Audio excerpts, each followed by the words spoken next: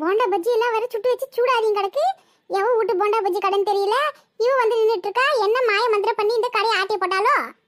ஏய் சின்ன பொண்ணே, என்னடி கொதிக்கிற எண்ணெயில கையை விட்டு கிண்டிட்டு இருக்க?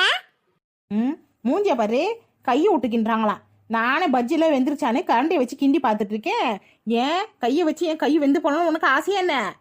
அது சரி, இது என்ன புது வேஷமா இருக்கு? அன்னைக்கு பானிபூரி கடைக்காரங்கிட்ட இருந்து ஆமா கடையை தள்ளிட்டு வந்து வித்தியே, அது மாதிரி ஏதாச்சும் ஒரு பாட்டி போண்டா பஜ்ஜி கடை போட்டுருந்ததா? அதை தொத்தி விட்டுட்டு நீ உட்காந்துக்கிட்டே என்ன? ஏய் சரோஜா, பாய கழுவு. எப்ப பார்த்தாலும் அடுத்தவங்க பொருளை ஆட்டைய போடுறது தான் உன் எண்ணமே. யாரு நானா? சரி சரி. இது என் சொந்த காசுல வச்சா போண்டா பஜ்ஜி கடை. அன்னைக்கு பானிபூரி கடையில நான் சேல்ஸ் பண்ணல, அந்த காசை வச்சுதான் இந்த சொந்த கடை போண்டா பஜ்ஜியே போட்டிருக்கேன் பாத்துக்க. சாயங்காலம் ஆனாலே எல்லாருக்கும் வயிறு கவா கவான்னு பசிக்க ஆரம்பிச்சிருது. எதை சாப்பிடலாம் கண்ணு ரெண்டு தேட ஆரம்பிச்சது இல்ல. நம்ம ஊர்லயே அந்த பானிபூரி கடைக்காரன் மட்டும்